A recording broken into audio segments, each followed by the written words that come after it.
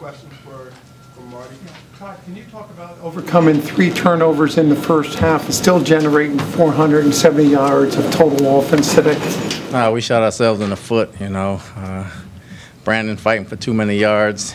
Decker got it punched out, and the guy made a great play on the other side and got an interception. And, you know, that accounted for a lot of their points. But we got it going in the second half, and we shook it off. And, you know, it's not going to be easy in this league. We shook off, and we got going. So they made some plays in the second half. We came out with the win. Todd, what was your message to the team at halftime? Because things seem to turn on a dime after that. I don't think we were playing with enough energy. You know, we were flat. I don't think we turned the ball over, number one. We can't win off of turnovers, but we got to make stops when we get them. So, you know, the message was energy, energy, energy, and see what we were made of.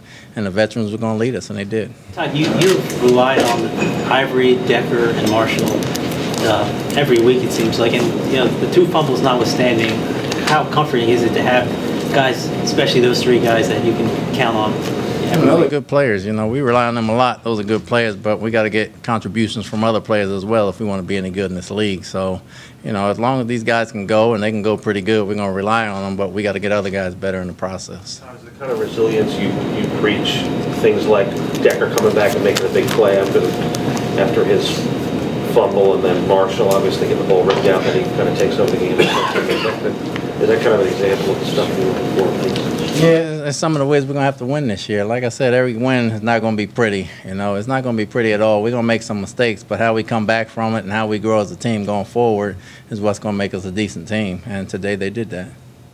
Do you get worried when you see Ryan kind of slide as he does, lowering his shoulder and going head first? Every time he crosses the line of scrimmage, I get worried. But, you know, he's a tough competitor, and he has a feel for it, and hopefully he can learn how to slide and send him to a baseball school in the off season. See if he can slide. What did you see on Revis's kick in the second half? He baited him. I wish he could have got it with a full head of steam. He dove forward, going forward, and if he'd have kept his balance, he might have scored. But he's a smart player, and he takes advantage of every opportunity that comes to him. He doesn't get many, so when they come, you know, he's almost like Johnny on the spot. Todd, did you make any major schematic adjustments defensively in the second half? No major schematic adjustments that weren't in the game plan. We adjusted some things from a zone standpoint, knowing from a pressure standpoint they were going to keep everybody in and throw them short, and we adjusted that way.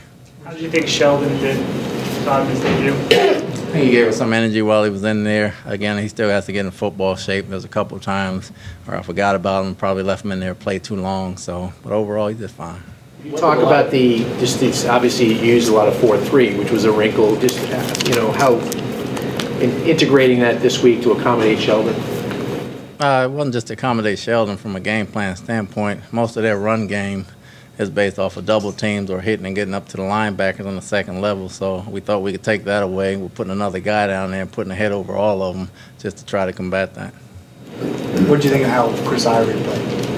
He played well. I mean, he's tough. Again, he's one of our bell cows, and we rely on him. He comes through every time.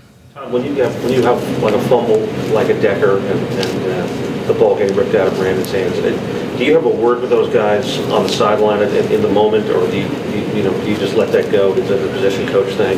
You know you can have it. I have some, and then the position coach will have some, but those are 2 of your better players, and you know going forward they're not going to be perfect. We just got to rally around them. They make more good plays than bad, and it's something you got to live with. You don't want to see it, and you preach not to do it, and they know they can't do it. But if it happens, we got to make sure we rally around them and try to stop them. In this case, did you mention, did you say anything to either guy afterward? In this case, I didn't say anything to either guy because the defense was going and I had to get ready. Do you look at this as a decent team? And if so, do you think you'll find out a little bit more when you face the Patriots on the road next week? I think we're getting better. I think we have a chance to be a decent team.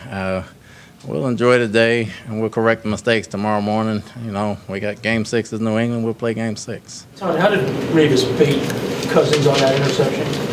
He was playing zone. He had little nuances of when the quarterback's looking and not looking. I can't give away his secrets, but, you know, he's a smart player, and he made one of those type of plays. Todd, how happy were you with just one penalty today after what happened in London? It's a big switch, especially coming off a bye. You know, we talked about it. The coaches harped on it, so one penalty compared to 14 last week is a good improvement. You just got to keep it up.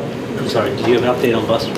Buster's got a concussion, and Bilal Powell has a sprained ankle. Those are the two guys. Earlier this week, Brandon Marshall said he thought Ivory was the best running back in the league. And some people might have, raised an eyebrow at that. But after the performance that Ivory had today, do you think that Chris puts himself in that conversation now?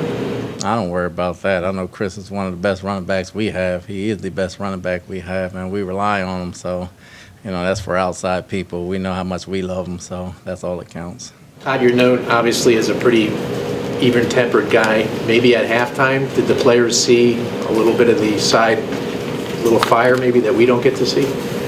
They get to see it all the time. You guys just don't see it. We were in the game. It was 13-13, so we understood what we had to do going forward, and everybody was poised. And, the veterans took over at halftime, and we played that way in the second half. Was there any rust coming off a bye, even though you tried to do everything to avoid it early in the game? The team wasn't firing on all cylinders. Does that happen after the bye sometimes when you didn't play football? I don't know if it's the rust or it's the mental part of getting back into the grind of it and understanding you got to fight for every play, And once you wake up and get hit in the mouth, then you can start fighting again. If you don't get hit in the mouth, you pretty much think you can walk around and just jab people. So I think we got hit in the mouth today. What was the key against their run game, Tom? Again, we put extra defensive linemen in there. We took off the double teams, and those guys played good single one-on-one football. Everybody good?